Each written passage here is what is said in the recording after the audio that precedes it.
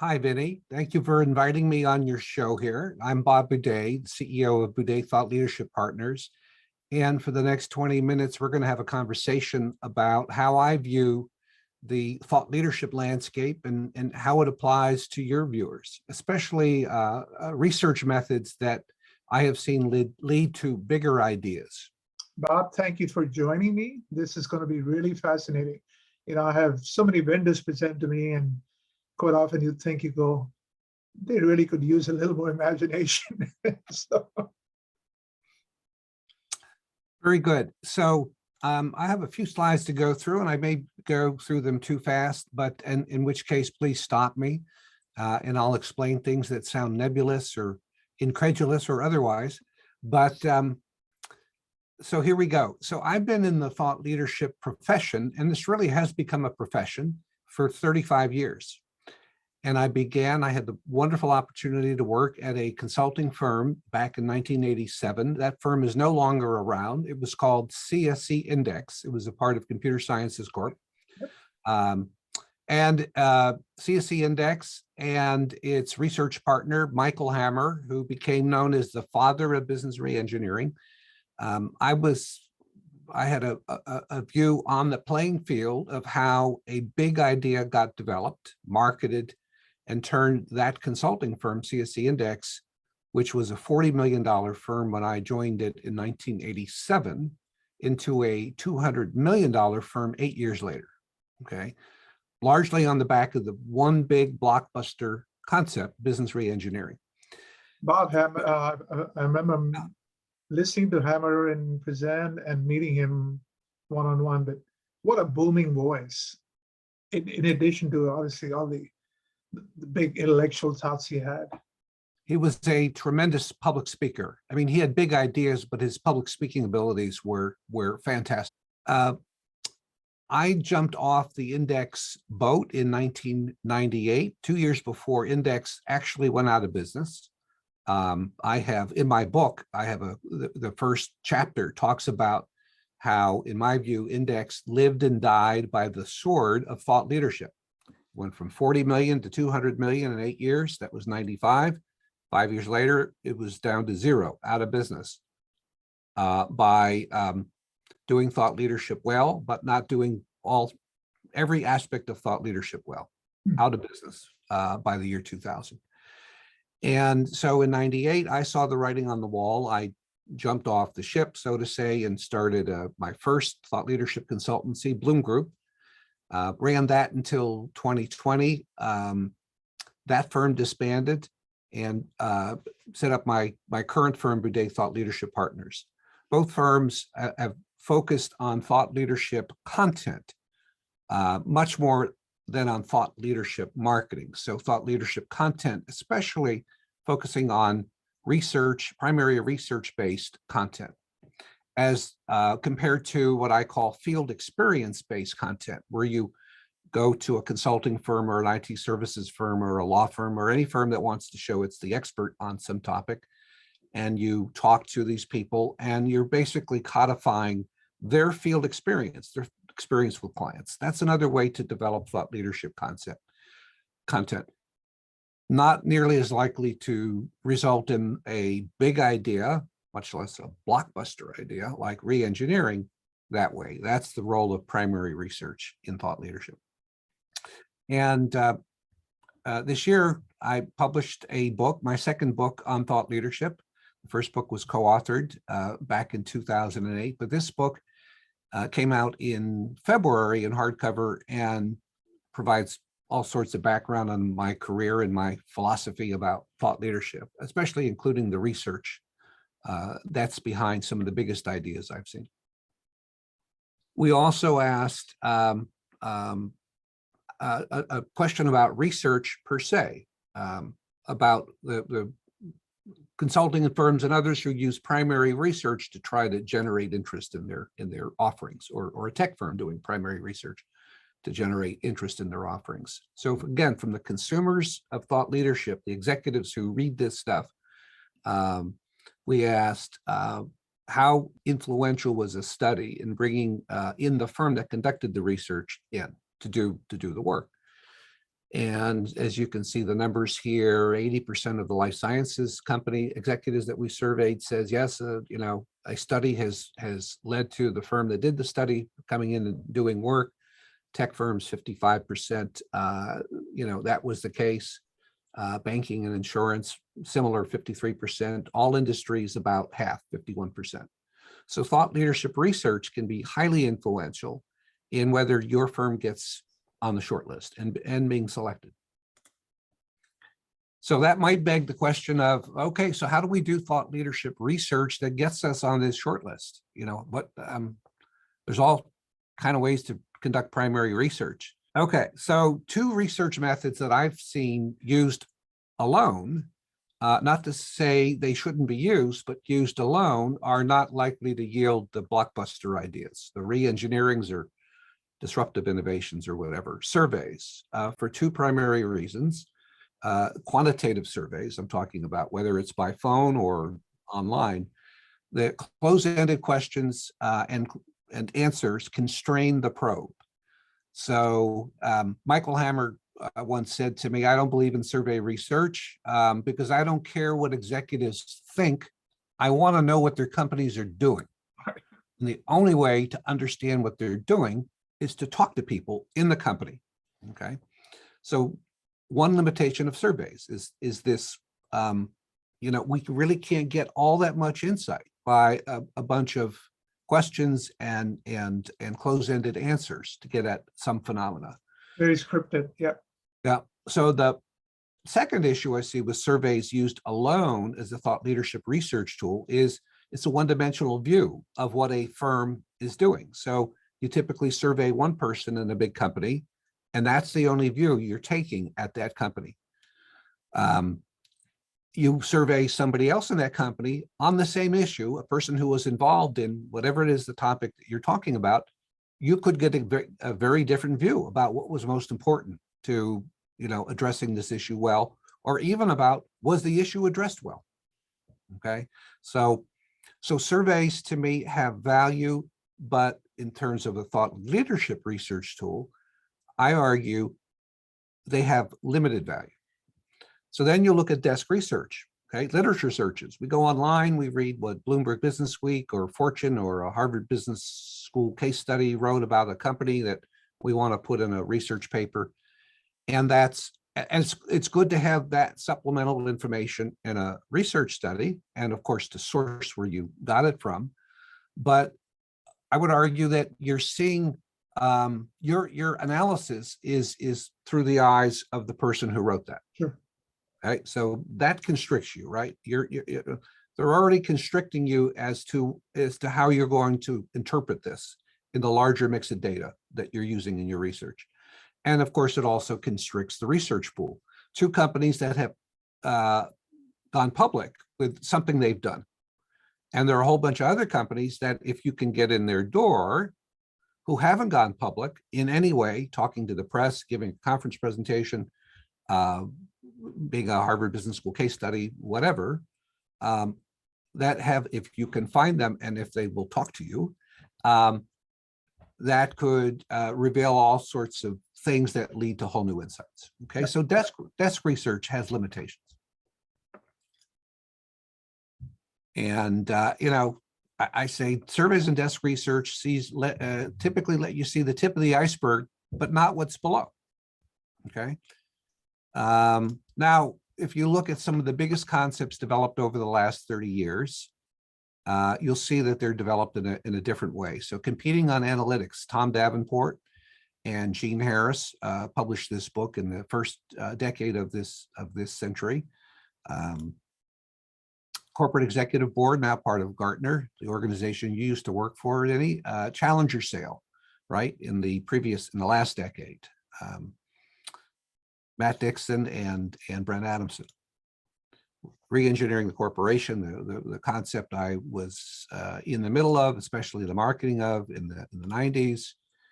And this is this Deloitte article in Harvard Business Review. It was a cover article in 2003, March 2003. It was about business model innovation. That was something I was in the middle of. Deloitte was a client, still is a client, but it was a client at the time for this piece of research. And of course, Clay Christensen, the innovator's dilemma, disruptive innovation, and the research he did way back, starting in the late 80s in the disk drive industry in Silicon Valley. So what are these 5 examples and others? But for the sake of this presentation, 5, what do I see that they have in common? First is they use case study interviews to gather their data.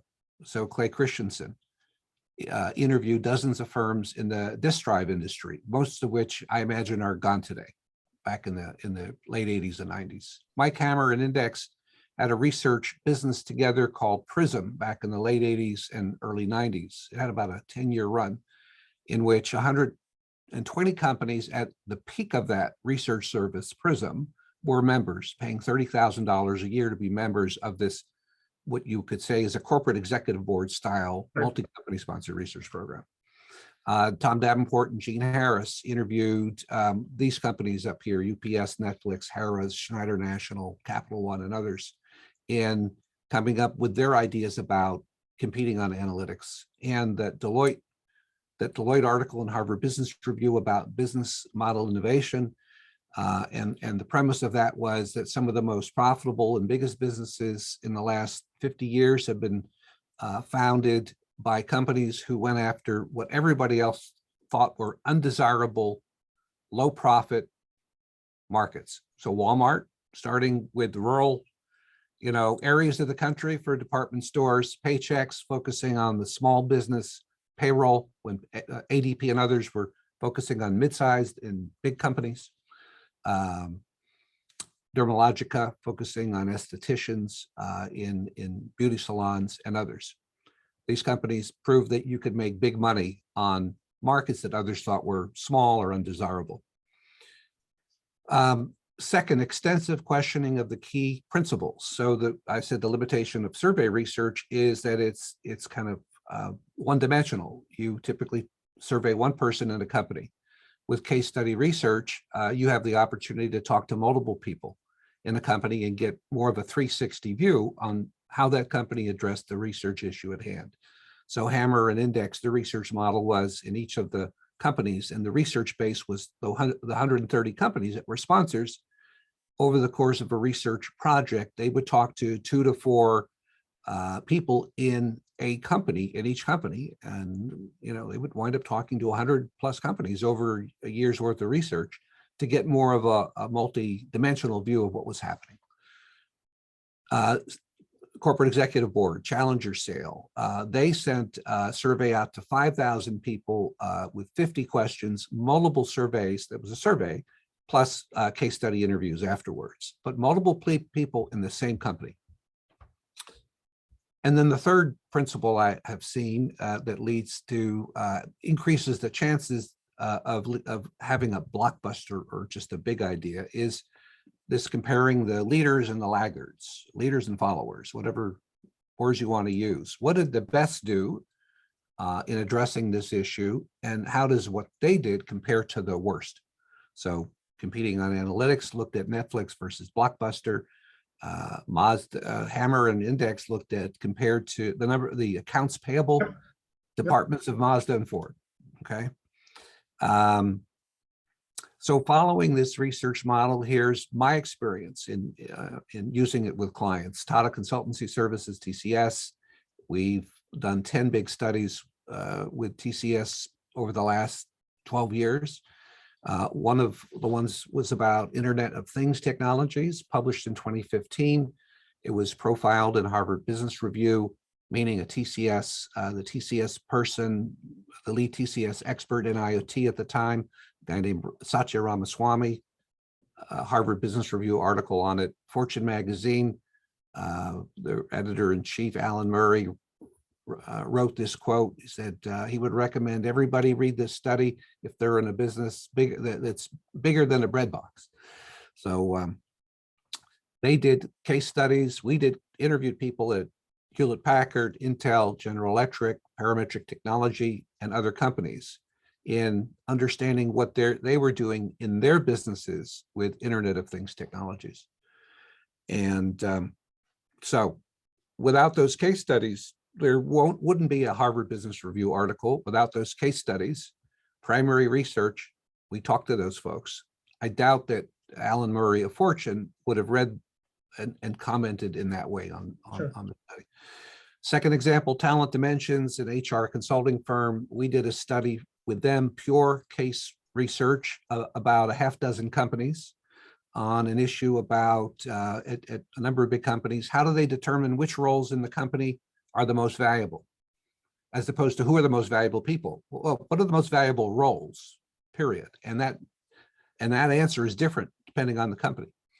So we interviewed people at Vail Resorts, which is a $2 billion operator of ski resorts, including Vail, of course, Ecolab, bigger company than Vail, Louis Vuitton, Moet Hennessy, and others, and published an article in Harvard Business Review based on the research and in HR Executive, Talent Dimension. I'm curious. So what did the Vail Resorts tell me something that was a uniquely valuable job for them? What was the big idea? What was the big insight from that study? Since you're talking about valuable jobs, was there something unique that they didn't know was actually? Yes. Yeah. Many of the most valuable jobs are not in the C-suite in a company. True. Some of them are held by business partners, by the way. So for example, the chief marketing officer who helped turn Anderson Consulting into Accenture back in the 90s, Jim Murphy, he occupied one of the most valuable roles at Accenture at that time, chief marketing officer's role. Jim was not an employee of Accenture. Jim had his own marketing firm. He was a contractor to Accenture. So if you had done an analysis and said, well, the most valuable roles, number one, are going to have to be employees, and number two, they're in the C-suite, you would have missed Jim Murphy at Accenture. Okay.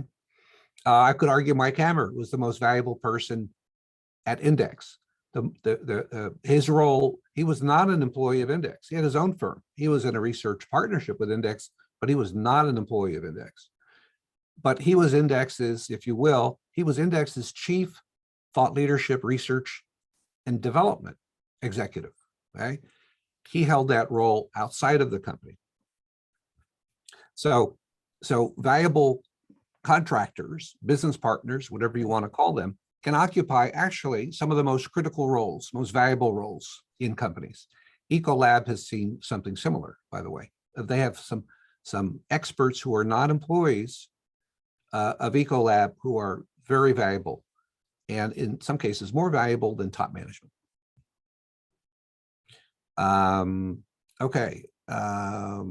Deloitte, this was the study on the bottom feeders that I mentioned, and we talked to the CEOs of Paychex, Tom Golisano at the time, founder and CEO, WellPoint Health Networks, a large, it was Blue Cross of California, rebranded as WellPoint Health Networks. I think they were since been purchased by Anthem, Dermalogica, and others.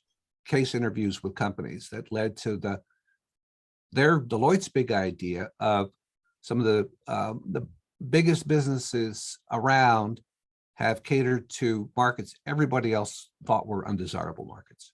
Bottom feeders. They were bottom feeders. That was the headline. The title of the article in Harvard Business Review was "Bottom Feeding for Blockbuster Businesses." Mm-hmm. Cover article in 2003. So some things I've learned over time about research principles, research design, data analysis, narrative structure, conveying the narrative. This is how I look at the different processes, if you will, of thought leadership research. In terms of research design, narrow and deep is much better than broad and shallow. So narrow and deep, meaning how are we going to bound this topic? The broader the topic, given the constraints of money and time, the broader the topic means the more superficial the insights are going to be, right? The narrower you define a topic, the deeper you can go, given the constraints of time and money, and the more likely you are to be able to come up with new insights on that issue and better ways to solve it. Data analysis, having unconventional thinkers on the analysis team, multiple disciplines and thinking styles Mike Hammer had no business education in him whatsoever. Mike was a computer science PhD, okay? Zero. The people on his research team, one also had no business education in her. Another was Tom Davenport, by the way, a PhD, I think, in organizational psychology. And so very different thinking styles, different educational backgrounds, not all business, but one straw had to stir the drink, meaning somebody had to be the tiebreaker and say, this is going to be our point of view, this is our message. And that was Mike Hammer in those days at Index. Yep. Okay. Narrative structure. And when I say narrative structure is when you have all your data and you've analyzed it and you have your core message, how are you going to convey this argument about this problem in the world and a better way to solve it? And the narrative structure I've seen to be most effective, and it's a narrative structure you'll see in just about every Harvard Business Review article, is you start with the problem of the world, why companies are falling short in solving it, what the new solution is, examples of companies that did it and what they got, the barriers to adopting that new and better solution and how to overcome those barriers. And there are a lot of barriers to overcome with trying to re-engineer a company, by the way. And then why move now? So it's a narrative structure that helps the reader, the executive who's reading an HBR article or a research study, better understand the argument that's being made to him or her, okay? And then narrative structure is best developed through outlines, in my experience, in detailed outlines before anybody writes prose, okay? So that if you don't have a very deep outline that holds water and that your subject experts all say, yes, that's it, that's exactly what we want to say. These are the examples to use. We don't need these examples. We thought we needed them. We don't need them. Too many examples. And unless you have a detailed outline, when you tell somebody to write prose, a writer to write prose, no matter how good that writer is, without that detailed outline, that writer is likely in for numerous revisions, okay? Because the subject matter experts unwittingly are using prose to push their thinking. And that is an inefficient process for developing an idea, likely to result in frustrations on both sides. The subject matter experts on one side and the poor writer on the other side. So you're into draft 12 and it reads well, but the argument's not persuasive. And the subject experts know that. And typically the writer knows that, okay? But at that point, version 10 or 12 or whatever, both sides are getting tired of this, you know, of like, we're pushing the rock uphill. I still think we're not too far from the bottom, okay? And so that in, I guess, 25 minutes or so is a condensed version of what I've learned about primary research. Pretty neat. You know, a lot of people just, they call it thought leadership, but they're really just marketing what they have, right? That's the other, one thing you probably could have added is, don't just spin what you have, product specific, and pretend that's thought leadership. So in technology, that happens quite a bit. Well, one of the things that questions I've had for a long time is, what are the hurdles in technology firms that you won't find in management consulting firms, let's say, but what are the hurdles in technology firms? And in this case, by technology, I don't mean IT services firms. I mean software and hardware companies. Sure. And the component. Yeah. What are the hurdles they have in thought leadership that might make it more difficult for them to do the kind of thought leadership that the management consultants and the academics, the Clay Christensens of the world do? What is it that might, I mean, do you agree with the premise that first of all, that it's harder for tech firms to do this well? And if so, why?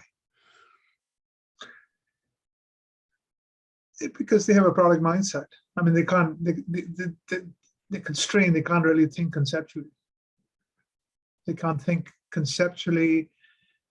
They can solve problems from a product perspective. They cannot solve, think bigger and think about organizational issues. They can't think of business models. And,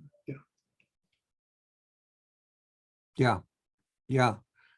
But they have an installed base, right? Of customers who have used their products, and if they're still in use, apparently have gotten business benefit, tremendous business benefit, right? In some cases.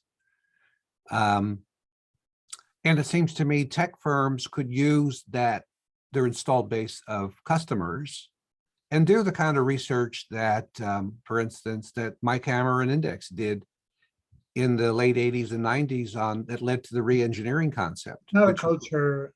Yeah. What they survey their customers for is, how did you do it? How did you do the project? What were your metrics? So they tend to gather very tactical metrics, not the learnings, right? It's important to pick up the learnings and, like I say, speak to several executives and talk about their frustrations and the challenges they had. That they don't want. They'd rather not hear that. Yeah, one good example of that, by the way, is the business re-engineering example. So if you look at, and I've done this, you look at uptake of SAP from, say, 1990 to the year 2000, if you see their revenue growth at SAP, it also corresponds to a very similar growth in the growth of the business re-engineering consulting market as measured by Gartner. And in the late 90s, Mike Hammer had detached himself from the CSC Index, and he was partnering with Accenture, I think Accenture and Deloitte at various moments in running his re-engineering conferences. Sure. And with SAP. In fact, I remember him having a conference around how to re-engineer with SAP. And so a number of people have said to me, well, it was business re-engineering that really fueled the growth of ERP software at the time, especially SAP's version of ERP. Yeah, I saw it. That's what I meant, Michael. Yep.